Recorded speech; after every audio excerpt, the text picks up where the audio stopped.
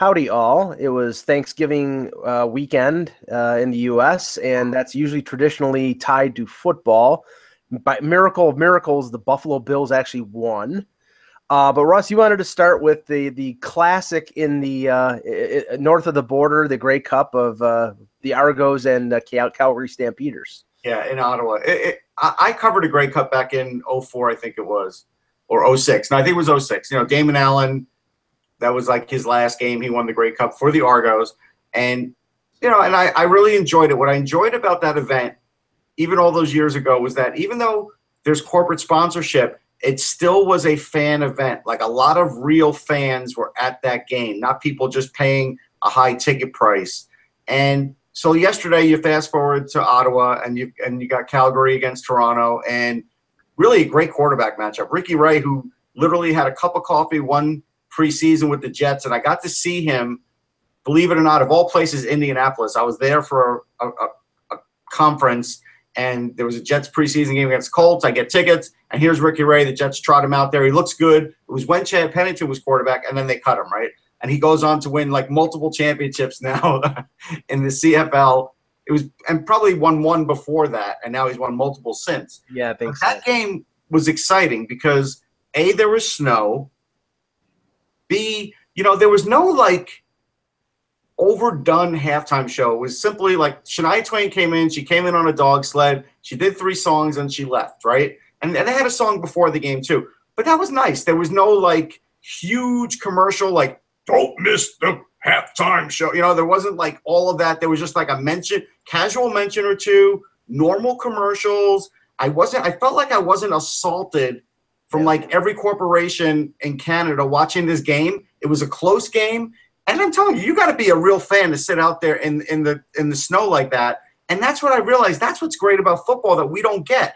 If I were the NFL commissioner, the first thing I would do is award the next Super Bowl to Lambeau Field, because that's the kind of game I want to see. And they tried it with MetLife, but MetLife, New Jersey in January doesn't get a lot of snow. If you look on the calendar, it really doesn't. But that's what I want to see. I want to see a game like that for the NFL. And Kev, when Russ and I were talking before the show, if you think of the classic football games, there's always like weather tied to them. There was that Philadelphia-Chicago game, playoff game where it was foggy. Yep. There was the famous Ice Bowl, Green Bay and Dallas in '67. Yep. The Tuck Rule game with Tom Brady. The weather was bad, and Vinatieri makes the field goal. I mean, there's always it was always, and the Super Bowl is so antiseptic. It's so produced to the point of, I think the commercials are more the motivation for the damn Super Bowl than the football game is. Well, I share your romance of the Grey Cup. I did not get a chance to see it yesterday. I was busy, but growing up just in the Detroit area, so Canada's right across the border. It's less than an hour from a drive from my house. I get the whole Grey Cup thing, and I do love the potential for snow, and the game is just different enough to where it piques your interest in that way. And you see guys who. It's football at its purest form. You don't have all world linemen on every team, and it's guys that are still. It was will they make it or won't they make it in terms of being pro players? Where a lot of the players we have in the NFL today, at 15 they're going to play in the NFL. And I saw a ridiculously smart play, Kev, and I don't know if I would see this play in the NFL because sometimes there are some really dumb plays in the NFL. But there was a play where there was a bad snap to the punter. He was on like the 10-yard line. He basically had to retrieve it in the end zone.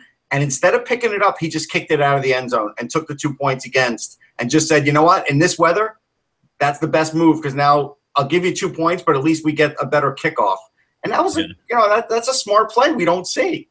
Yeah, and you got to play in the CFL. Like you got 3 downs. You can't play it conservatively. You got to go for it immediately, and it's a real exciting game, and there's a lot of action, and off you go. I can't get behind you and you guys. We've had this conversation before. I mean, basically, you're telling the NFL that they got it all wrong for having the biggest, incredible sporting event in the history of mankind. Yes. As a guy who's old enough to remember when it started, and trying to build the brand and everything to, it's amazing where it is now. But people you wouldn't want, as a viewer, forget you're a writer, you're just a fan and a viewer, you wouldn't want to see a Super Bowl like at Lambeau Field. Oh, absolutely. But I don't think they're wrong the way they're doing it. I mean, it's become a huge. No, but I'm saying, like, okay, forget that I even said it's wrong. I just think that's more right. Well, I would love to see a cold weather. We had it was in the Silverdome, but there was a Super Bowl here indoors, but outdoors we had the winter event in the Detroit area, and I remember walking down. They created sort of a kind of a festival-like atmosphere, but it was so cold that people didn't enjoy that aspect of it. That's the only issue is that part of the Super Bowl is to build up around it. But I've never seen, and we've talked about this before, I've covered a lot of NFL games, like more than 100 at least. I don't know how many, but I've never sat down. But and I've been to a lot of different stadiums, but I have never been to Lambeau for a game. I've been there before, and the reason was back, it was all hands on deck early at USA Today on NFL Sunday because we staffed every NFL game. And as the hockey writer, a guy who was accustomed to traveling and writing on deadline and so forth, they always would just say, hey, can you pick up a NFL game on Sunday? But the NFL writers got first pick. Well, they always wanted to go to Green Bay, and I ended up in Minnesota or Cleveland or Miami or the Meadowlands, places where the NFL writers would prefer to go only when there's a huge game. So I never got to Lambeau Field, and every year I threatened to grab my son who lives in Chicago and get up there, but it just has never worked out. Maybe when I retire, I'll do that. Well, this is how obsessed the NFL is with, the visual. I know that, like, the Redskins in a recent game, people were commenting on how bad the turf looked. FedEx Field, the turf was yellow. It looked, and there weren't soccer games being played there, weren't college football games being played there. It's almost like there's a congressional investigation being put upon Washington because the field was not right. I mean, honestly, I don't care if they're playing in a mud bowl. I mean, I just want to see a good game, and I don't think the color of the turf really determines anything. I do love games in the snow, though. I mean, most of your favorite games, like the Ice Bowl, it's so burned, if I can use that, considering it was frozen tundra, into my brain. I can still remember. I mean, I grew up, and my best friend's family was originally from Wisconsin, so they were huge Packer fans. And I just remember sitting in his living room watching, Bart Starr following Kramer and wedging out Pugh, and it was such a huge thing.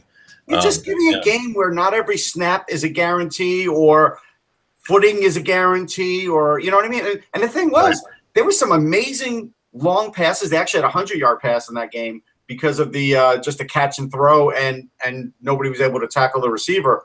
But just nothing was a guarantee in that game. And at the end of the game, the Calgary quarterback, Bo Levi Mitchell, who's a really good quarterback, had a chance to win the game, but he threw an interception at the end, and they could have tied it with a field goal. But he talked his coach into going for it. He said, look, I've been doing this all game. I want the ball in my hands. I want to win. Like, it makes it very exciting. It's really good, and I just – all of it was perfect.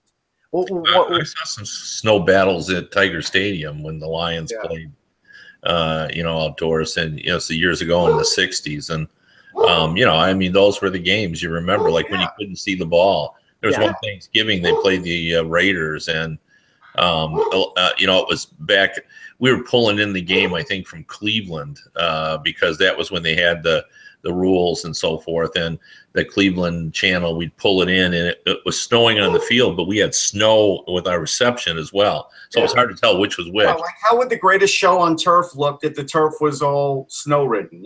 That's what I want to know.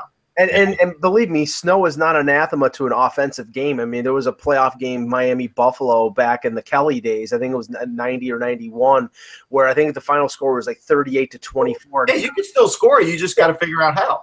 Right, Kelly and Marino were lighting it up, and by the way, Kev, I remember watching the NFL films on the Ice Bowl. I still think the thing that was the coolest thing was them trying to defrost the turf. They had a team of people with World War II era flamethrowers, blasting the turf with basically with fire to try to, and all it did was create like more ice. So that's. Well, we want the same thing with hockey. One of my favorite games was the Snow Globe First Winter Classic in Buffalo. It was snowing. It was skating down the ice with the in the midst of the snow. Well, in Michigan, we did get that snow again. So it was good. That's that's what I root for the Winter Classic. You root for snow. Yeah, you root for snow. Yeah. All right, well, let's get the show started. I wanted to the Ohio State-Michigan game. I did catch the score of that game. I'm not the biggest of college. It was weird. College football this weekend caught my attention because Auburn beat Alabama, which I hate Alabama with a passion just because they're Alabama, and Ohio State won over Michigan, which based on the rankings, that's not a surprise, but it's always a big rivalry game. Yeah, no, I got to go to the Michigan-Ohio State game. A friend of mine has a suite, and he gave me one of his tickets, and we went. And it's so different now. I've covered so many games and so many sports that the excitement is lost a little bit of the big game. I tend to look at it a little more analytical. I don't have highs and lows like you would normally do as a fan, but I did have them at this game. It was just so much fun. Although I joked with my family that I think I was born to enjoy it as a rich fan as opposed to a middle class fan, because I couldn't believe how much I enjoyed being in a suite the big game. I don't know. I mean, I know I've been in suites before, but not for a game, not for the whole game. Like I've gone in there and done interviews. Yeah. Before. So to sat in the seat, and the window was open. It was a beautiful day, and I love college football rivalry. There was one Ohio State fan in our suite who was a guest of somebody, and he was wearing his gear, and there were some older Michigan fans, and it was just fun. It reminded me that it can still be fun and not be hateful like it is on social media. I mean, there was some good-natured razzing, and the officials are a bum type stuff, and not no conspiracy theories about how they're just the bums, and it was just a good time. I probably would rank that in terms of my sporting fan experience as one of the best. Now Michigan didn't win, but it was a good game. It was a competitive game. The Michigan quarterback didn't play well, which sort of fit into the theme of Michigan because Stafford didn't play well for the Lions on Thanksgiving. It was a good game. It was a fun experience. Okay. Hello, Hockey World. Today is Monday, November 27th, 2017. I'm Russ Cohen from Sportsology. Kevin Allen of USA Today. And I'm Michael Agello, and this is the Hockey Buzzcast here on HockeyBuzz.com.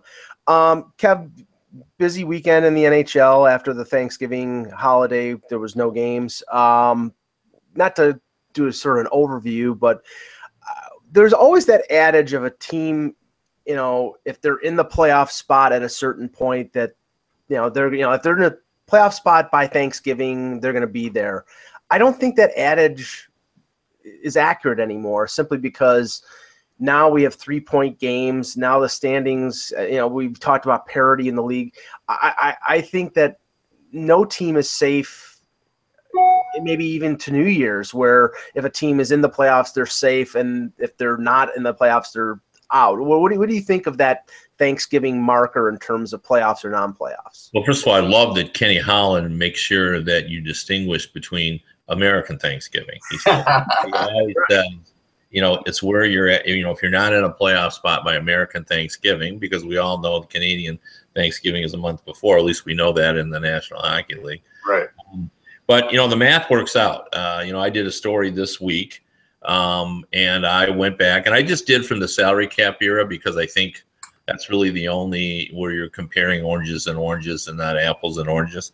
And it works out to 78.4% of the teams who have a playoff position at the American Thanksgiving make it in. So what that means is that only 3 to 4 teams who are not in a position on Thanksgiving Day get in, 3 to 4 every year. Now, I thought, okay, well, but has that worked recently? And I looked, and over the last 2 seasons even, it's worked exactly that. Is it a perfect indicator? Absolutely not. There have been teams that have roared back. The Flames, I think, last season were well back, and they made it in. But it isn't a good indicator. 78.4% is a pretty significant marker in terms of determining in there. So it's not a perfect barometer, but I think it does work, and I think it does. What it says is when coaches talk about the importance of a good start, and they always say, you can't win it with a good start, but you can sure as heck lose it with a bad start. I think that's true. I think and even with the 3-point games, it's hard because other teams are getting in those 3-point games as well. Right. And to me, if you're only 2 points back and you're sitting in right below a wild card, you're not worried about that.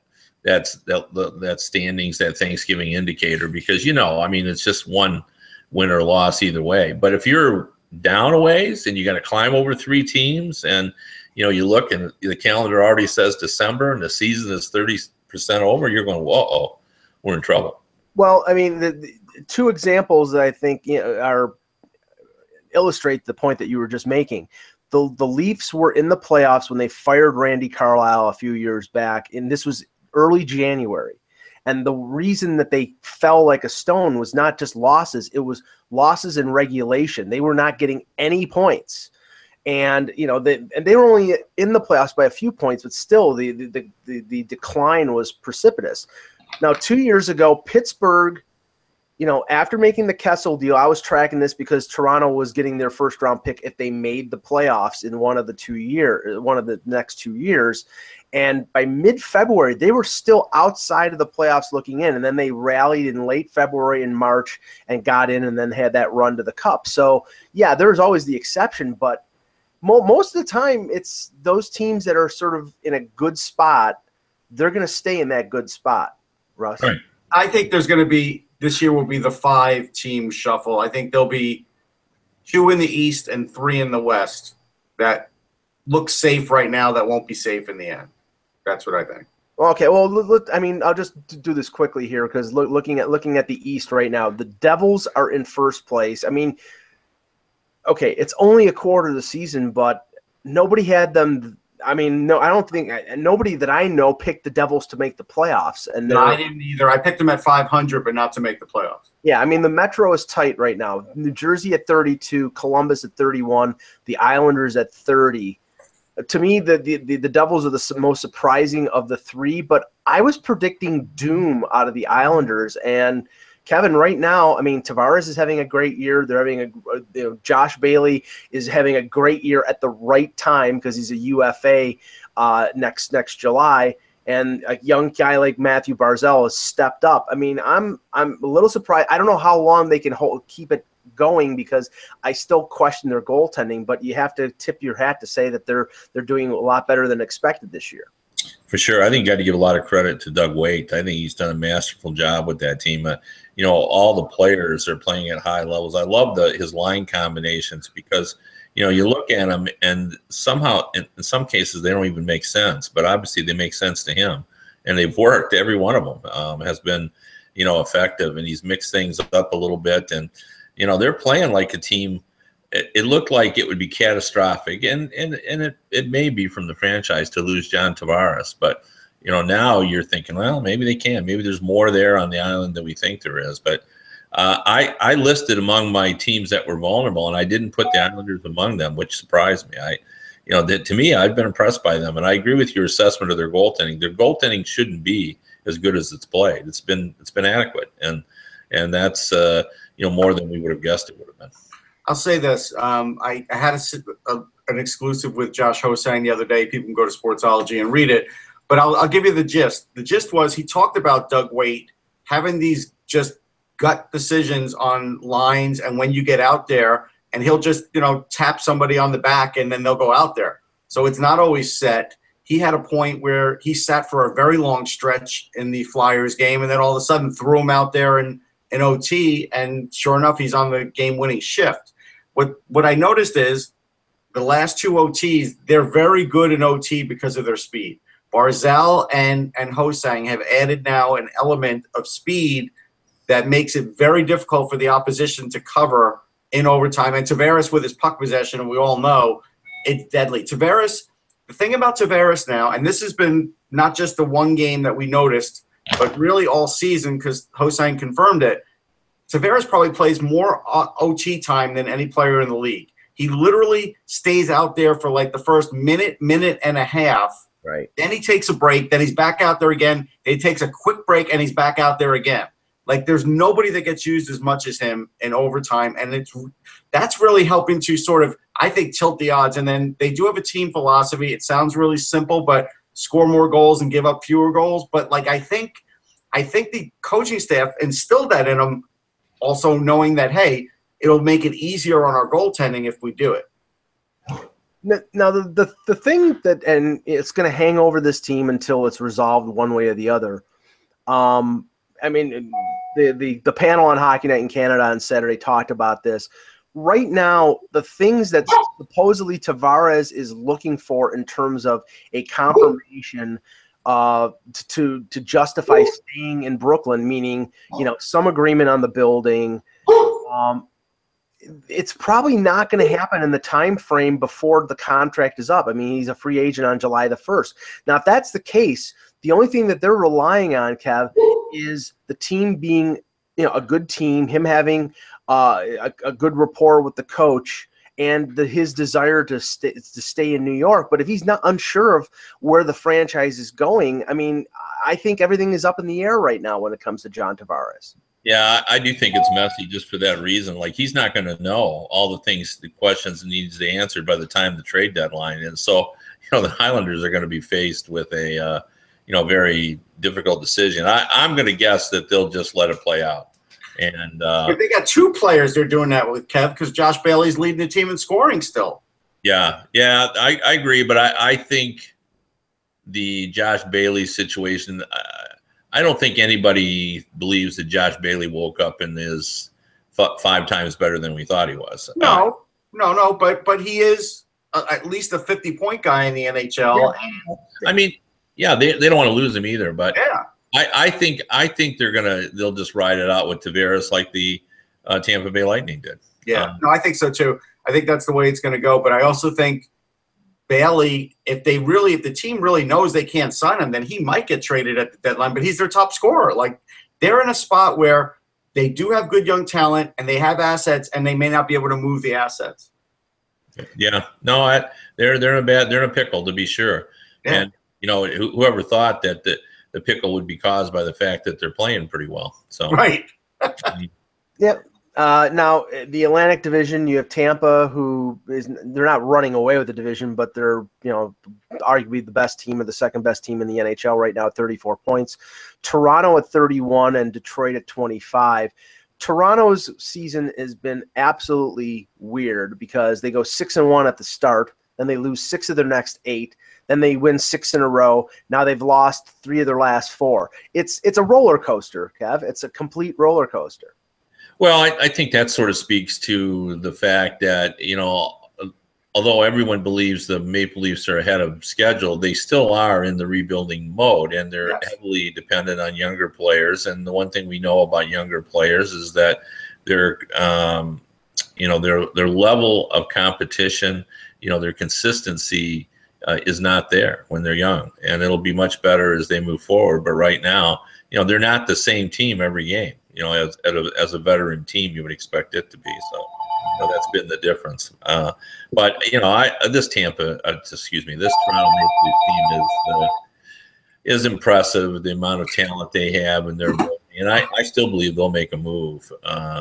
They think there'll probably be an opportunity there for them to improve on the blue line, and they've got some guys they've got to make some decisions on as well. So they have players that I think that could get them the kind of help that they would need to be more consistent down the stretch. So I'm not worried about it. They're going to be there, and I think they're a legitimate contending team. I wouldn't put them among the favorites, but I would say they're in contentions if everything went well.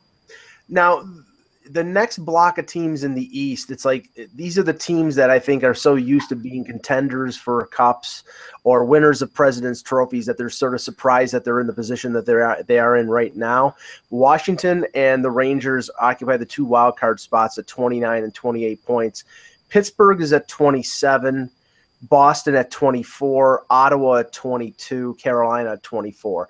So, I mean, you're talking two of the 2 Eastern Conference finalists from last year right now are on the outside looking in. Now, it is only 25 games, so yeah, I think Pittsburgh's starting to wake up. Like they beat Tampa the other day. Like they're starting to come out of their slumber. I'm not worried about them, and I'd say Washington's picked it back up. Me too. I'd say that. And the Rangers. And the Rangers, too. I've been really impressed by the Rangers. They're better than I thought they were going to be. Yeah, I can give you a couple reasons on that, too.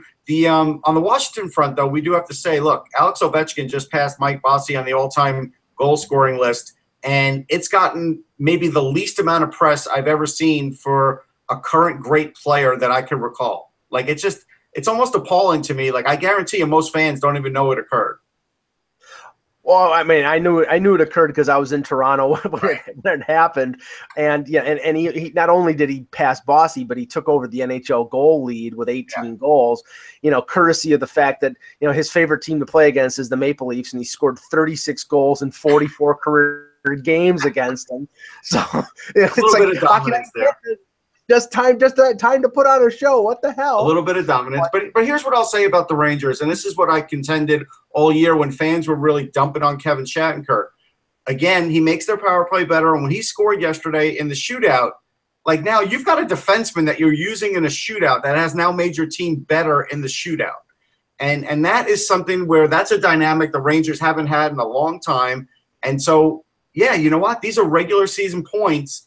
They're able to get more regular season points with that. Now, they're playing better than I thought they could without McDonough, but the reason they're playing better without McDonough is the offense has stepped up, but Lundqvist has stepped up too. Lundqvist has been great. He made a lot of great saves in overtime. Right now he's in a spot where Ranger fans really are giving him no credit. There's a thing in New York, Kevin. I don't know if this happens in every city. Mike can attest to it because he's lived in New York State his whole life. I had to say state because, but you're around the city action a little bit. Anytime a player hits 35 in New York, every newspaper is willing to write that player off. The minute something bad starts to happen, well, he's still good, but he's losing this and he's starting the decline. And I've been watching this ever since I was a kid. And look, sometimes it's right, but most times it's wrong. And I think people were premature about the Lundqvist part of that too. Well, the Shattenkirk's ability to deliver in the clutch, in that shootout win that they just had against Carolina, they needed Shattenkirk to score in the end of the third round to that shootout just to extend it. Yep. And to me, that's the toughest thing. It is. When you're out, if you miss that shot, and he delivered, and it happened again too. I can't remember who scored, but somebody did. You remember, Russ, who scored when? Oh, you mean in that one against Carolina? In the overtime, Carolina scored a goal, and then they had to tie it, and they did. And then I don't remember. Yeah, I don't either. I've seen too many games, but anyway, I thought when I watched that shootout, I thought this is a team with a lot of confidence. When you can stave off a shootout loss on your final shot, twice, and then come back and win it. They did that. I believe that's exactly what they did yesterday too. And Nash was one of the guys who buried it as well, which was impressive because I didn't know if Nash had the confidence anymore. So you're right. There is a confidence factor. Yeah, for sure. Now, the team that I mentioned that intrigues me the most right now is Ottawa. Kevin, Pierre Dorian, I don't think he went on a limb in terms of the whole Duchesne deal. But Turris was effective and playing very well in Ottawa. And they just they simply did not want to sign him to the extension that Nashville ended up signing him. You got to give Duchesne time to settle in Ottawa, but 8 games, he's got 1 goal and no assists. So, and then this team, right now has not the spark from last year. And you have to take into consideration everything went right for them. I mean, they got Condon to come in and play like 25 straight games when Anderson was, off the ice, more concerned and legitimately so about his wife and cancer. Their scoring was phenomenal. Carlson had a year that was incredible. This year they start out, Carlson's out of the lineup. He's still playing. He's still Carlson, but there's something missing there, and almost like they hear the clock ticking when it comes to, I don't know, maybe having to pay Carlson 10, 11, 12 million dollars in free agency, and we know that team doesn't want to spend a ton of money, so that may limit their opportunities. I don't know. Right now it just seems unsettled in Ottawa. Yeah, it does to me too. What is missing is Mathot. That's certainly that's missing. There's no question. Yeah, that was a major loss for him. But just the other day I wrote that somewhere in there is that team we saw in the playoffs. Like it wasn't just one guy. Turris and Duchesne. Like I think that was a poor trade. I said so at the time. Basically you gave up a lot of assets to get one extra year on a center because you felt you couldn't sign Turris, and it was just too many assets to give up. And they thought Duchesne was better than Turris. And, we talked on this show, like both those players have, like, to me, it's a wash in terms of centers. I saw it as Duchesne was maybe a better goal scorer and Turris was a better offensive creator. But that trade shouldn't be what's holding him back. I think you said it right. Carlson's injuries slowed him at the start, and they're missing Mathot. But what made that team so good was just how they played, that relentless pursuit. Boucher, I thought, was the real MVP of that team because he got them to play. They were hard to play against, and they haven't been that team. And it's in there somewhere, but you don't want to say that they're not even at the 30% mark, but they really are running out of time. Like they got to get going. You can't just turn it on in the second half of the season. So. The good thing for them is they have 2 games in hand on the Rangers and 3 on Washington. Yeah. Yeah, but you know what? And this was borne out when it came to Boucher in Tampa Bay. He was a short-term coach. As much as John Tortorella is perceived as a short-term coach in terms of his methodology, in terms of pushing his players, he's a guy that after 2 or 3 years, they probably start to tune him out. Now, he came in last year, and they had great results, and I think his first year in Tampa was the year that they went to the conference final, Russ. But then after a while, it drifts away, and that's another concern for Ottawa is that, they just don't want to play that, I mean, face it, boring type of defensive game that they do, but it's effective. If they do, but after a certain time, players don't want to play that type of game. I don't think they're tuning him out. I really don't. Really, yeah. I don't think that's the answer. I just think that, Carlson, I mean, look, he's still doing pretty well. I think he's doing great. I think they haven't really gotten their feet since the trade. I think Kevin's right, and the trade was more disruptive than they probably thought it would be just to get term on a guy. And I think that's really what's stinging them more than anything because, I mean, look, going back to the Islander game, they were right in that. They lost that one, I think, in overtime. And then, before that, they were getting beat pretty bad. But, even against Arizona, they lost in overtime. Like, even in this stretch, I don't want to use the Dave Haxtell quote because he got killed for it. But even in a stretch where they're losing, they're managing to get some points. Right. And unfortunately – I know why a coach says that nowadays because that's the world we live in. It just doesn't sound good. But right now, this is just a real downturn for them. But I think they can get back to it. I do. 2 other teams in the East I just want to touch on quickly because never have I seen 2 teams play different or be as different with one goaltender as opposed to the other. And Florida has 18 points right now, but they are a completely different looking club with Luongo in goal than with Reimer or anybody else. I mean, Luongo, he's 37 or 38 years old, but I saw him play on last week against the Leafs, and the Leafs were lucky to get a point. They had a goal late in the third period. And Montreal, we've covered that territory. Carey Price comes back this weekend, gets a shutout over Buffalo. Some people will joke, well, that's not an NHL team, but it is. But Montreal, they have 21 points, I believe. That's 7 points out of a wild card spot. If Price is healthy, they have a chance to get back in this race, Kev. Well, maybe. I think they got bigger issues. I mean, Price I think coming into the season, we still all viewed him as the number one goalie in the league, and he has the potential to carry that team. But, they have a lot of holes, and, their defense isn't where it needs to be. Their offense, the lack of a true center. That's a team in search of an identity far different than the one they have now. They need to find some help there, and I think they're one team that I've been told by a couple of general managers that Bergevin has turned over every stone trying to figure out a way to, put a charge in that team. But Price will help. There's no doubt about it. He's a quality goalie, and as long as he's healthy, he's going to keep them in games. Yeah, if he posts like 3 shutouts in 4 games or something crazy like Dubnyk did, they'll get confidence, and then shortly after that they'll be in it. If not, then they'll fall out of it. Like that's where he's the only one that can bring them out of this right now. Switching to the West, I'm continually stunned by the Vegas Golden Knights. Maybe I shouldn't be, but you're still listed at 200 to 1, so people want to still bet. Yeah, I'll throw $5 in on that one. But okay, 22 games, they're 15-6-1. Jonathan Marchessault named first star of the week. They now Malcolm Subban is back. I still have not heard any solid news on Marc-Andre Fleury about when he's going to come back. But Kev, it doesn't seem to matter. They've maintained this with Maxim Lagacé as their number one goaltender. I don't get it.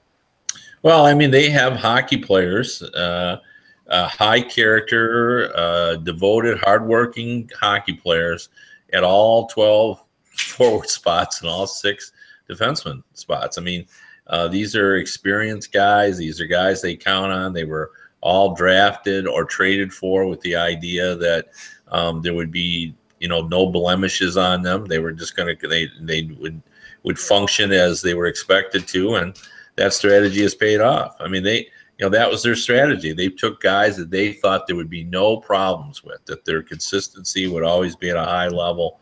And it was an interesting strategy, and it has really paid off. And I think we have to accept the fact by the end of this week we will be at 30% of the season played. Mm-hmm. And look where they're sitting. They're in the top 5 teams in the league. I'll tell you who feels more conflicted about this than us, and that would be Florida Panthers fans, because they're the ones who saw Gerard Gallant on the curb with like seemingly all his belongings. Getting kicked out of Florida, and now he's a Jack Adams candidate. He probably, if the award was up today, he'd probably win it. Let me ask you this though, because I think this is a fair question to ask. There are no plans to expand in the NHL, and so that means there's nothing on the horizon. But I think all of us believe that the league would like to see certainly another team in the West, and we're not done expanding. We are going to see expanding. Right. What do you think ownership reaction is going to be? Gary Bettman comes back and says, okay, we want to do the expansion draft exactly the way we did it last time. Do you think it's not going to be the same? The owners are going to be as receptive and as open to the idea of letting a team come in and suddenly become a significant factor? No dues being paid, just $500 million dollars. That's what it comes. Look, if they are seemingly in the race when they had their big meeting at the All-Star game, it will come up. That will definitely come up. Yeah, I think 2 words will come up. Screw you is. Yeah, no, I think even the owners, felt that they never gave previous expansion teams a fair shot. Sure. I've always compared it to, a guy pays big money to get a McDonald's franchise, but when you first start out, he gives you an inferior quality of meats, not quite as good as all the other McDonald's are serving, or he gives you 1 ingredient or 2 ingredients short of the secret sauce or whatever that is. That's what they were doing back then. Nobody ever got anything. By the time they were competing, how many of those players were still around? Right. And now Vegas has a bunch of guys that there are at least probably 6 or 8 or 10 guys that every team in the league would love to have. So. Sure. Now, in the rest of the Pacific Division, top of the division, Vegas has 31 points. LA Kings have 29 points. The Calgary Flames have 27 points. Now, Russ, you saw Calgary on their Eastern swing. They're back home now because I know the Leafs play them on Tuesday. Johnny Gaudreau is lighting it up right now. I mean, in Monahan, man, it's a show. It is. Yeah, but what they're doing, I mean, they've maintained. They're putting Gaudreau and Monahan on the same line. They're not trying to differentiate their offense. They're putting all their eggs in one basket, and it seems to be working right now for them. Well, it's not all their eggs. They do have other players. No, I know, but I think those are two biggest guys. They're two biggest guys, but it's working. I mean, you could just see them when these guys practice. They're still young and they're having fun and they're not feeling any pressure. Like just the difference between like Calgary and Edmonton for the amount of pressure that each franchise feels is completely different. Yeah. Calgary, when you look at them, feels like a team that's like, yeah, you know what? We're building towards something here. This could be a great year for us. We're excited. And Edmonton's looking like, we've got to get back in this. How is this even happening to us? You know, and it's a completely different feel with the two franchises. But Calgary feels good right now, and even with Gillies as a backup, I'm not even worried about that. I saw the kind of leadership that Mike Smith has given the team because let's face it, this team, if they had decent goaltending last year, would have been a lot better. It always looked like it was the missing ingredient. Now they have good goaltending.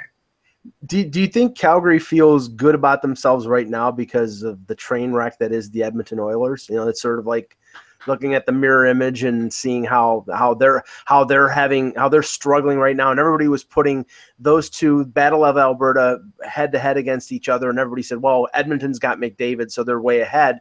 But right now, with all the struggles that Edmonton's having, you know, Calgary looks pretty good. Yeah, I think they're feeling good that they've got one game in hand on Edmonton and a 7-point lead. That's nothing good. Calgary fans happier than the Flames going well, but a close second is when the Oilers are going bad. Right. That's true. You know, it's like the shirts. I love the Calgary Flames and everybody playing the Edmonton Oilers, to be sure. So here's an interesting, and the answer is I think you'd take Connor McDavid, but would you rather have Connor McDavid or Johnny Hockey and Monahan? Well, here's the funny thing. I'm going to take the combination because in Edmonton they haven't found a partner for McDavid. Yeah. I'd clearly rather have the Calgary defense corps than the Edmonton defense corps. Oh, yeah. I mean, that's not even debatable. Well, what's interesting about that, the Calgary core are a bunch of guys that can move the puck, and the Edmonton core are a bunch of guys who can't move the puck. Right. Yeah. That is the difference. In the Central, the Blues continue to lead. They lead the NHL with 35 points. The Winnipeg Jets and Nashville are tied at 31. Conspicuous by their absence is the Chicago Blackhawks, who are not even in the wild card spot. They're 1 point behind San Jose and Vancouver. First to the top of the Central. I mean, I guess, can we say now that St. Louis isn't a surprise anymore because they're 17? Yeah, they're not a surprise anymore. Yeah, I mean, what is this? I mean, I think you can have to consider Winnipeg still a bit of a surprise because everything has been put together, and the big thing is Hellebuyck has stepped up as the number one goaltender. Now, the news over the weekend is that Mason is out with an upper body injury, and they've called up Eric Comrie from the Manitoba Moose. So, if there was any, you had Mason there basically to be that veteran backup, and now he's not available. So. This is a big break for Comrie because Comrie is a highly sought-after goalie. He's a big kid who's really can cover a lot of net, and he's been sort of waiting his turn. And he's sort of from that same – he played a lot of on a lot of similar teams to Thatcher Demko, who also is going to be next year or two a starter for the Vancouver Canucks. So he's a little bit behind him on the organizational depth chart, but this could be big for him because he could literally push Mason out of a job here. Because if he has a couple of good games, Mason will get the obligatory, hey, we're bringing you back thing. But if he has a bad game or two, I think we're going to see Steve Mason get buried. Now, as opposed to the deal on the Ottawa side of it with Nashville with Kyle Turris. Since he's been moved to Nashville, he's got 6 points in 8 games. Kev, I look at that team right now. They get Ellis back probably in the new year, if not sooner. You know, they have Rene still effective as a number 1 goaltender. And now you've got a 1-2-3 up the middle of Johansson, Turris, and Bonino. Right now that they have as good a chance of any to repeat and go back to the final again. Yeah, here's the amazing part of that is that they're probably this is the team that reached the final, and they're significantly improved over the team that reached the final.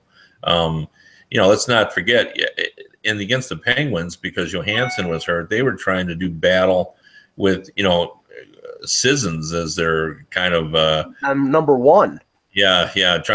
They just didn't have the centers to compete, and they sure do now. And, to the point they don't even have to play Bonino at center. Like, there's some thought about moving him to the wing in top 6. They've got Yarncroc, who is a pretty solid, dependable player. They've got, they're pretty deep at center now. But, now they have 2 very creative centers, guys who are 60-plus point guys. And they're just a better team. Bonino knows what he's doing there. They've added Hartnell with some some grit and some toughness, and their defense is once Ellis gets back is going to be rock solid, and Rene is still Rene. Like, so that this is, and they've played well. I don't know, what are they, 8-1-1 in their last 10? They're something like that. They've played very, very well, and right on 8-1-1. Yep. Yeah. So I think you're absolutely right, Mike. I mean, this is a team that could easily be back right where they were last season. Yeah, they actually, it wouldn't shock me if they were. Although I'll have to admit, Mike, a few people on Twitter did decide to let me know that UC Saros was getting a start, and I'm going to let them know that they lost the game with UC Saros starting again. Yeah, they probably sent him down to Milwaukee probably to get a couple games in, and brought up Lindbach just to occupy the backup spot. But no, I mean, I'm sort of with you. I mean, him. It's not just him being a small goaltender. He had a great half a year last year, and I just don't know whether I think his confidence got hurt in the cup. I really still feel that way. Yeah, just hopping back to the Pacific for a second, the fact that the Kings without Jeff Carter are 2 points out of first place. Now, I haven't heard anything about Gaborik. I know we were talking about it last week. He had an assist in his first game back. Okay, so he did come back. But the fact that, Carter arguably, I mean, it's either him or Kopitar as their best scorer. I mean, Kopitar wasn't a big scorer last year, but he's stepped up this year. But without Carter being able to stick in this race, I mean, once they get him back, I mean, this is a team to fear. Well, for sure. I mean, because they still have a core group of guys that knows how to win in the postseason, and they've been better offensively. I mean, that's been the key. And John Stevens said that he could make the team better offensively. There was things he could do with the personnel he had, and without sacrificing the defensive strength that this team has had for a few years. And there's been multiple factors why this team is much better, but it starts with Jonathan Quick is healthy. But Anze Kopitar and Dustin Brown, finding their offensive games has also played a pretty big role in it. And I think a little loosening of the reins by Stevens has helped as well. And they've had younger players step up as well, which I think Russ, didn't you predict that at the start of the year? You thought some of their younger players would? I thought some of the younger players would do well, and I thought Stevens, being the X's and O's guy that he is, would help. The other thing that I have to give him credit for, and this is something Mark Yannetti said to us on our Sirius show, is that they try and dictate the pace every game. So no matter who is playing for them, and because we always look at names, right? We're always looking at the team and saying, well, there's not enough stars. Where are they going to get the scoring from, whatever. But they just want to dictate the pace of the game and feel like if they can do that, they can control games with Jonathan Quick and net. And so far, it's working. Now, here's where there's that, like I was starting off the show with, Thanksgiving, are you in it? Are you out of it? Here's where a team is not out of it. If you look at the bottom of the Western Conference, San Jose and Vancouver have the wild card spots at 26 points. Chicago, Dallas, Minnesota are at 25.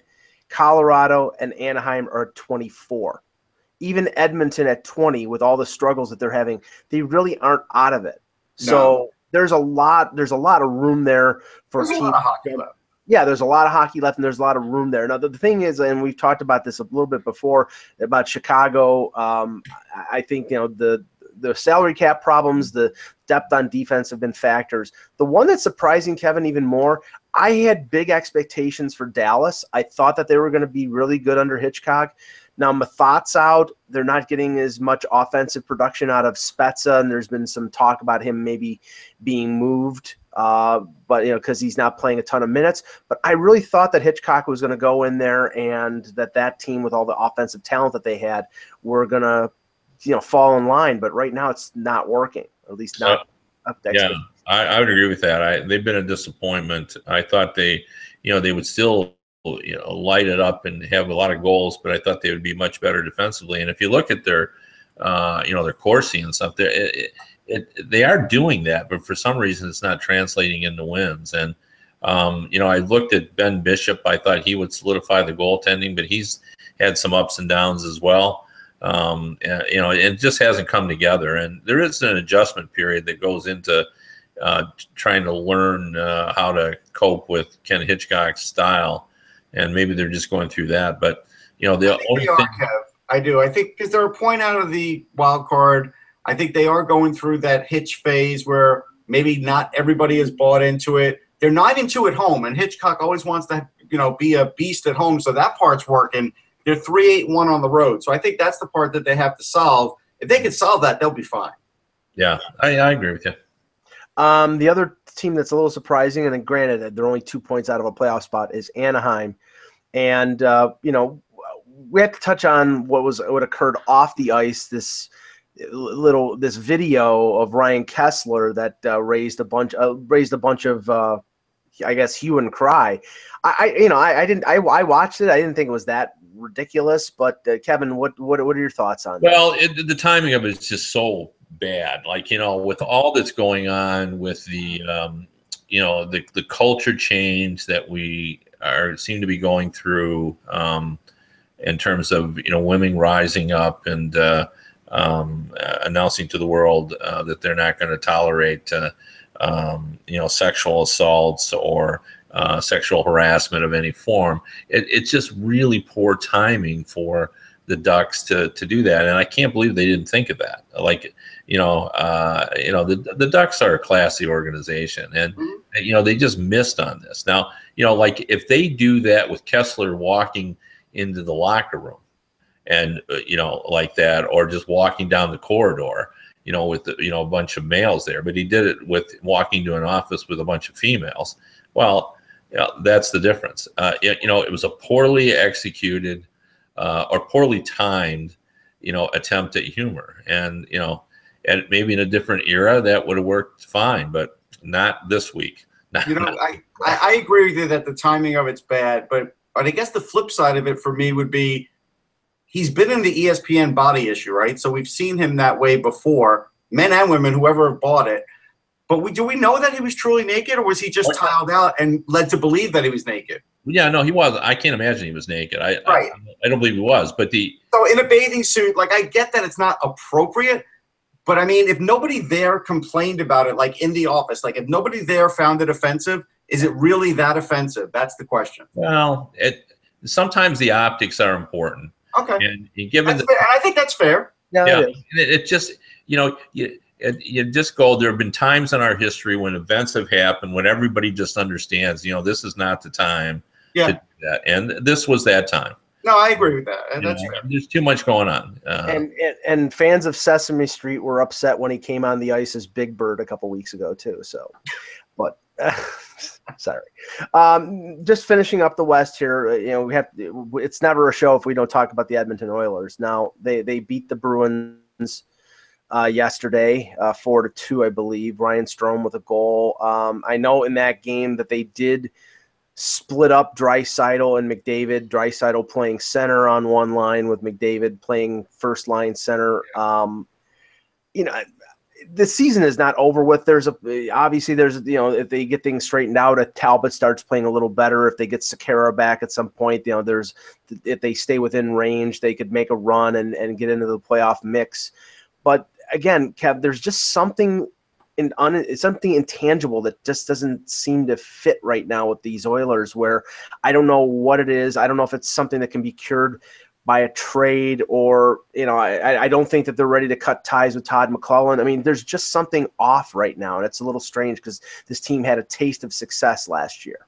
Yeah, and maybe we should have seen it coming, because so many players played at their best last season, and they're just not getting that this year. And the problem is that it's everything. Like, Talbot hasn't been as good as they need him to be. The defense, where they can be solid defensively, they're much better than they used to be defensively. But, they're not a high caliber offensive group that can, they can get the puck out of their zone, but they can't seem to get it up to their forwards. And up front, they seem to be short, a scorer. They made an effort they made a little minor trade, bringing in, I'm drawing a blank. Camilleri. Yeah, Camilleri, trying to make the effort, but they really need a premium score. When you have, guys like Draisaitl and Connor McDavid, you need to add another, premium score to that top six. And so, right now, this is a team that looked like it had turned the corner last year. Now you look at it and you can say, they're not there. They don't have enough depth. They're not, they just don't have it. Yeah, so here's the thing.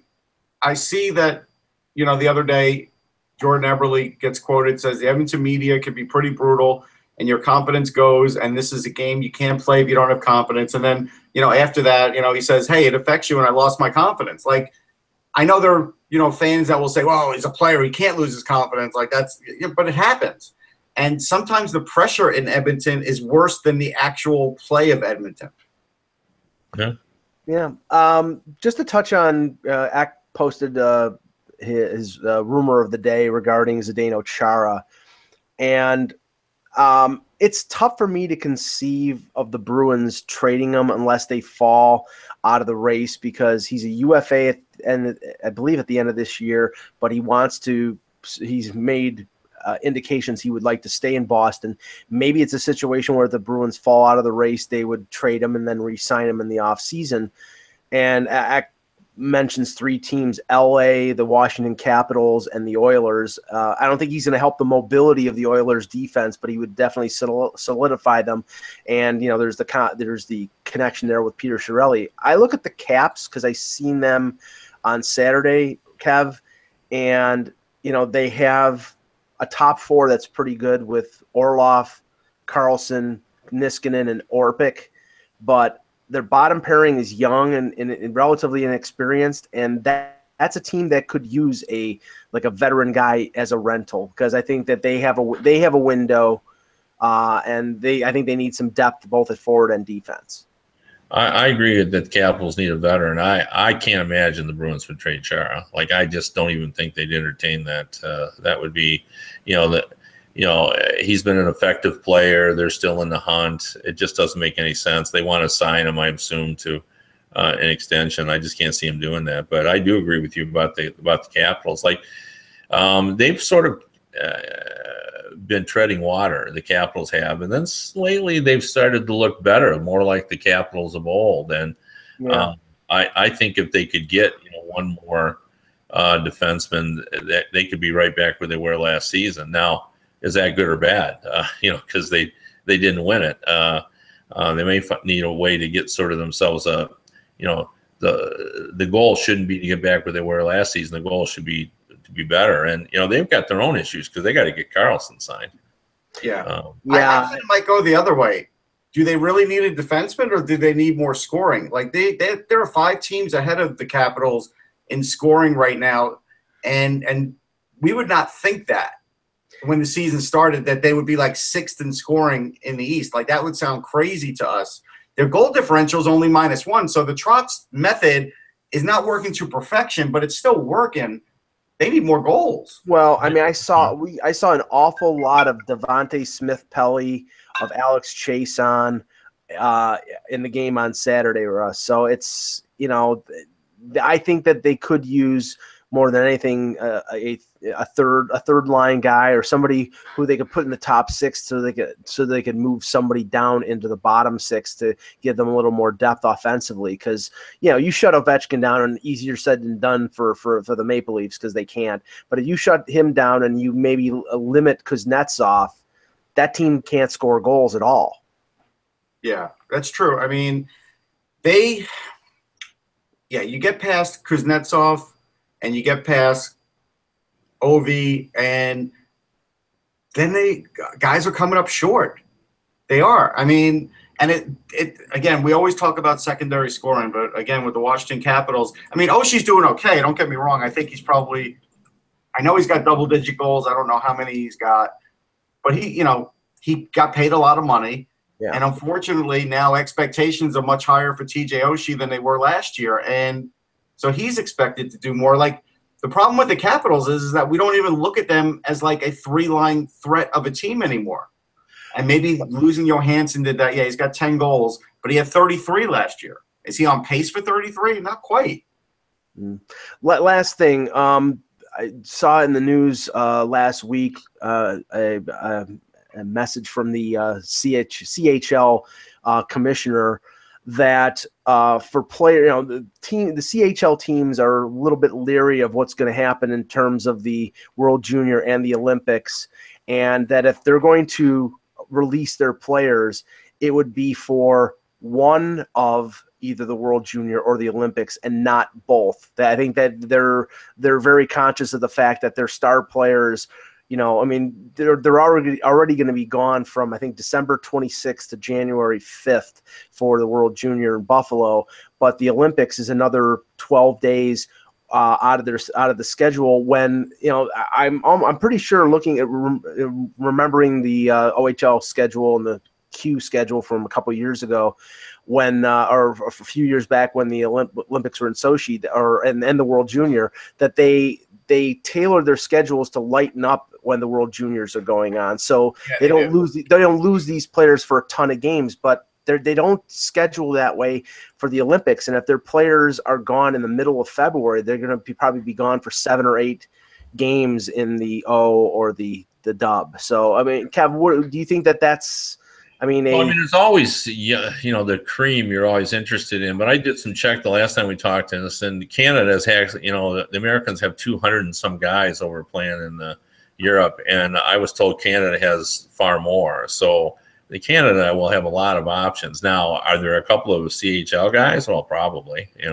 There's probably some guys. I mean, Russ would know them better than me, but there's probably a couple of CHL guys they'd be interested in. So I understand what the CHL, they've got their own concerns, and the same concerns they actually have are some of the concerns that the NHL has, about their players going over there. The interesting thing is, I was talking to somebody the other day, and now where we were led to believe, and I know where maybe there would be 4 or 5 college guys, I think that number is going to grow a little bit. I do, because I think now we'll see a few more NCAA players, because I think there will be less CHL and Dub and Q players than we originally thought. Not that there'd be a lot anyhow.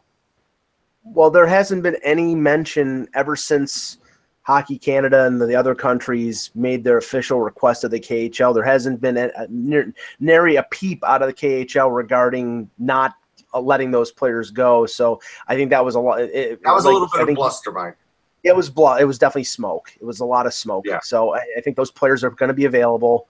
I'm still going to be intrigued by the Olympics if the KHL players are allowed to go. But remember, it's interesting. Like, luckily, Harvard's really not having a great year like everybody expected. But they play 29 games. An Ivy League school only plays 29 games, and they will lose some players. Like, they're going to, that puts into a chunk of their schedule. But again, if they're not really in it, they're not really going to raise a fuss, right? And so, I think you might get 7 players like from the college level. That's what I'm expecting. At the start of the year, the prediction was 4 to 7. So yeah, it's right in what everybody said. So okay, guys, great show. We will be back tomorrow. We'll announce the time. We're not sure. I think it's probably being a little earlier, maybe noon, maybe 12:30, but we'll let you know. Follow myself at Mike in Buffalo, or Russ at Sportsology, or Kevin by Kevin Allen. For Kevin, for Russ, I'm Michael Agello. Thanks for watching, and remember, without the buzz, it's just hockey.